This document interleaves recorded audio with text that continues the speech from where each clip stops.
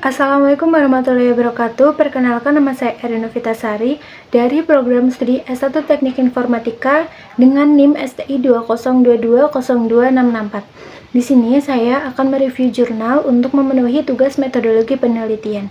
Jurnal yang akan saya review berjudul Implementasi Text Meaning Pengelompokan Dokumen Skripsi Menggunakan Metode Kamin Clustering, yang ditulis oleh Desti Ade Cajana Rahman, Rito Gwen-Jantoro, Vidya Deni Tisna Amijaya, dalam jurnal Eksponensial dengan volume 11 nomor 2 halaman 167 sampai 174 tahun 2020.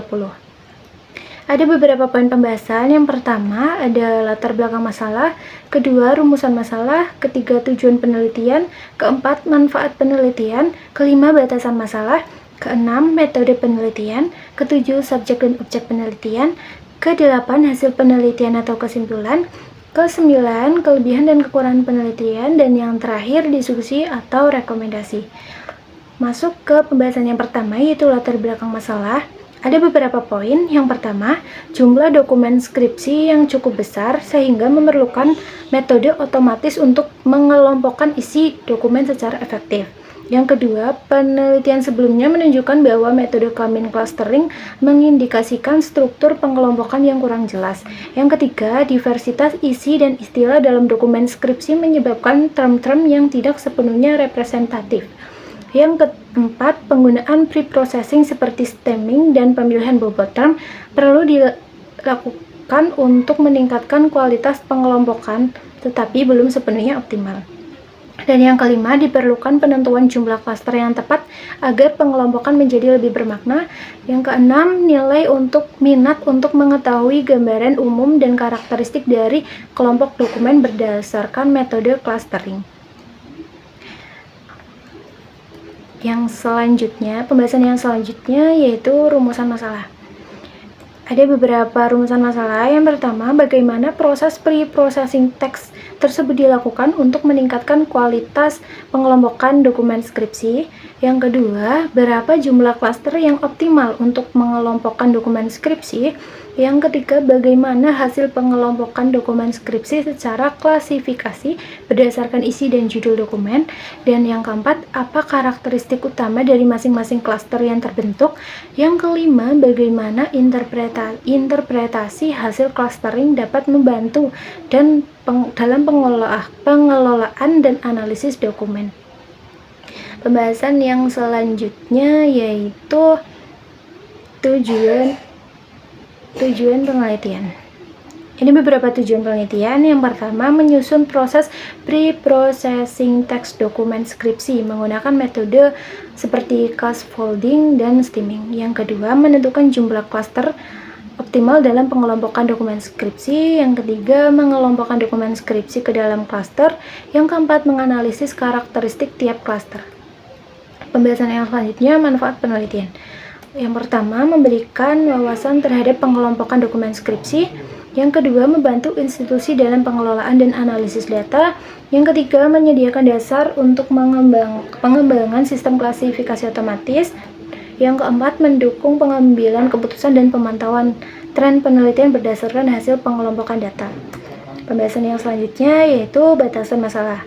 Yang pertama, penelitian terbatas pada dokumen skripsi mahasiswa program studi statistika Universitas Mula Warman tahun 2016 sampai 2018. Yang kedua, proses pre-processing dilakukan menggunakan metode scaffolding dan stemming tertentu. Yang ketiga, pengelompokan dokumen dilakukan menggunakan metode Kamin Clustering. Yang keempat, analisis difokuskan pada pengelompokan topik utama. Dan pembahasan yang selanjutnya yaitu metode penelitian. Metode yang digunakan dalam penelitian ini bersifat kuantitatif. Hal ini dilihat dari penggunaan teknik statistik untuk menentukan jumlah klaster optimal dan pengukuran kualitas pengelompokan secara numerik, serta penggunaan algoritma Kamin Clustering dalam analisis data tekstual. Yang selanjutnya yaitu subjek dan objek penelitian. Dalam penelitian ini, subjeknya adalah dokumen skripsi mahasiswa program studi Statistika Universitas Mula Warman dari tahun 2016 sampai 2018. Untuk objek penelitiannya adalah teks dari judul-judul dokumen skripsi tersebut yang dianalisis menggunakan metode text meaning dan clustering. Pembahasan yang selanjutnya yaitu hasil penelitian atau kesimpulan. Hasil penelitiannya yang pertama, pengelompokan dokumen skripsi menggunakan metode Kamin menghasilkan dua klaster utama dengan masing-masing 85 dan 35 dokumen. Dalam klaster pertama didominasi oleh penelitian yang terkait data meaning, termasuk klasifikasi, analisis runtun waktu, regresi, dan lainnya. Dalam klaster kedua berisi dokumen yang lebih fokus pada analisis multivariat, pengendalian mutu, dan matematika asuransi. Yang keempat, nilai Silhouette Coefficient sebesar 0,12 menandakan struktur clustering yang kurang signifikan secara statistik. Untuk kesimpulannya, yang pertama, jumlah optimal clustering yang teridentifikasi ada 2, meskipun dinilai Silhouette yang rendah mengindikasikan struktur yang lemah. Yang kedua, keterbatasan dataset dan fitur teks yang digunakan menjadi faktor utama penyebab hasil clustering kurang optimal. Yang ketiga, perlu dilakukan pengumpulan data yang lebih representatif. Yang pembahasannya selanjutnya yaitu kelebihan dan kekurangan penelitian. Kelebihan penelitian yang pertama menggunakan metode Kamin clustering yang sederhana dan efisien. Yang kedua, menganalisis dataset menggunakan skripsi mahasiswa secara otomatis. Yang ketiga, memberikan gambaran mengenai distribusi tema penelitian dalam skripsi berdasarkan isi teks judul. Yang keempat, memanfaatkan nilai Silhouette Coefficient sebagai indikator validitas dan kualitas pengelompokan data. Dan yang kelima, membantu dalam perencanaan dan pengembangan penelitian selanjutnya. Untuk kekurangan penelitian, yang pertama, nilai Silhouette Coefficient sebesar 0,12. Ini menunjukkan struktur clustering yang kurang kuat dan atau tidak cukup jelas.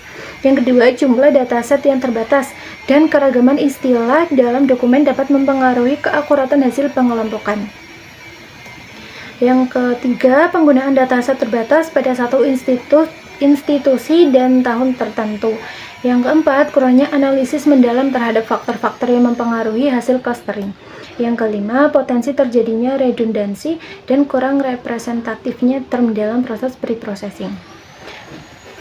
Pembahasan yang selanjutnya yaitu diskusi atau rekomendasi. Untuk diskusi ada beberapa poin. Yang pertama, hasil clustering menunjukkan struktur yang kurang kuat, kemungkinan disebabkan oleh keterbatasan data dan fitur yang digunakan. Yang kedua, penelitian menunjukkan pentingnya pemilihan jumlah cluster yang tepat. Yang ketiga, metode Kamin yang sederhana membutuhkan data yang representatif agar hasilnya lebih akurat. Untuk rekomendasi, yang pertama, meningkatkan jumlah dan keragaman data dokumen untuk memperbaiki kualitas dan keakuratan cluster. Yang kedua, eksplorasi penggunaan metode clustering yang lebih canggih. Yang ketiga, melakukan evaluasi dan tuning parameter. Yang keempat, menambahkan analisis terhadap kata kunci dan fitur teks. Yang kelima, melakukan validasi hasil clustering dengan metode lain. Demikian penjelasan review jurnal dari saya. Apabila ada kesalahan, mohon maaf. Terima kasih. Wassalamualaikum warahmatullahi wabarakatuh.